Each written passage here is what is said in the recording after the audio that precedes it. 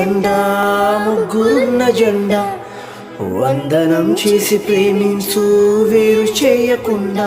కాషాయ రంగు అది హైందవం తెలుపన్నది క్రైస్తవం పచ్చ రంగు అది ముస్లిం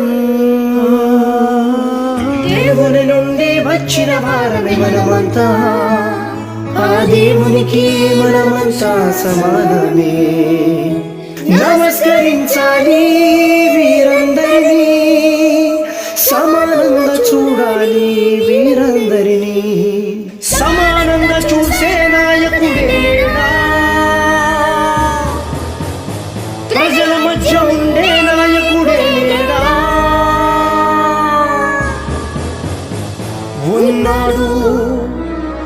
వచ్చాడు మన ఆసియా ఖండంలో పుట్టిన మహనీయుడు ప్రపంచానికి ఒకే ఒక్కడు రక్షకుడు